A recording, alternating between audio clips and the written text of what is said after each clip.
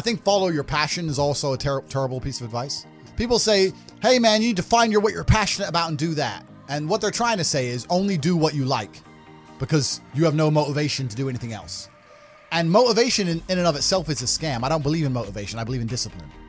I am not motivated to do the things I'm supposed to do every day. I don't wake up full of like joy that I have to go to the gym or that I have to work or deal with crap. I don't feel motivated to do them. I'm disciplined. I do them regardless of how I feel. Whether I'm in the mood to do it or I'm not in the mood to do it, it gets done. That's discipline. Discipline's a real thing. Motivation is fleeting. You're never going to be permanently motivated. So when someone comes along and says, oh, do what you're passionate about, what they're saying is you'll have endless motivation and then you'll be able to try hard. If you're the kind of person who can only try hard at something he enjoys, then you're going to fail. Because most things you enjoy don't pay any money. If they paid money, you wouldn't enjoy them. It's called a job, right? Nobody likes their job. You like your hobby. I'm sure you like playing video games. Maybe 1%, 0.1% can make money from video games, right? Most people, you ain't ever going to make it. Do you think the guy in China who owns a concrete plant is passionate about concrete? Do you think he's sitting there stroking it at night, naked in bed? No, it's money. Be passionate about success. If you're passionate about money, then you can be passionate about anything. I'll be passionate about any business on earth that pays me. If you pay me $1 billion to dig that hole, I'll be very passionate about that hole. I will dig that hole with passion. That's right. So when people come along and say, oh, you need to find something you're passionate about, follow your passion. Bro, you're going to follow your passion to the fucking food bank. You're never going to make any money that way. You have to sit there and go, what is going to pay me? I think everybody on the planet has something to prove. If you walk through life and feel like you have nothing to prove, then you're a fucking loser. If you wake up each day and go, I don't owe anybody anything, I don't have to prove anything to anybody, then you are a loser because you are absolutely not the incorrect. You must prove yourself to other people. You must prove yourself to your bloodline as we just discussed. You must prove yourself to God. God hates the lazy. He can't stand them.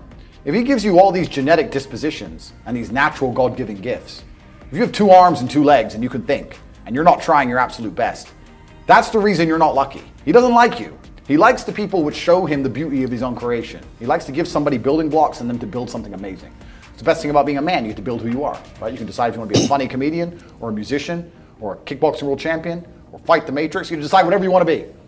God loves to see that. Those people, for some reason, seem to be enormously lucky. The person who goes, I don't have to prove anything to God. I don't owe all of my ancestors any effort. You know, for 5,000 years, people were dodging saber-toothed tigers and catching the plague and running from Genghis Khan just for my stupid ass to be born. I don't owe them anything. I don't owe them a thing because I want to play video games. These people are losers.